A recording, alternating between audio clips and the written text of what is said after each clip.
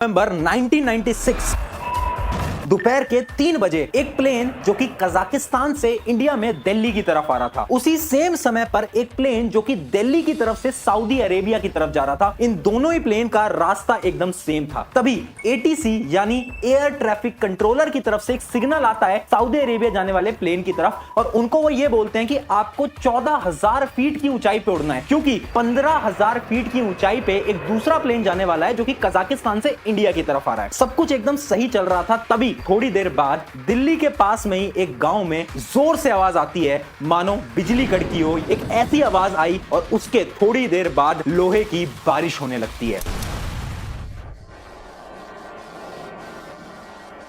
यानी वो दोनों प्लेन आपस में टकरा गए थे और एक क्रैश हो गया था और सारे के सारे पैसेंजर दोनों प्लेन्स के मर चुके थे। जब ये इंसिडेंट हुआ था ना, उस समय पर ये बोला गया कि ये इंडिया का सबसे वर्स्ट एयर क्रैश एक्सपीरियंस है, यानी इससे बेकार तो कभी कुछ हो ही नहीं सकता, ना ही पास्ट में ना ही फ्यूचर में। पर कई सालों बाद 12 जून 2025 के अंदर 1:30 बजे के समय पर एक फ्लाइट जो कि अहमदाबाद से लंदन की तरफ जा रही थी, AI-171, वो फ्लाइट अहमदाबाद से टेक ऑफ तो करती है, पर थोड़ी दूर जाकर वो फ्लाइट क्रैश हो जाती है।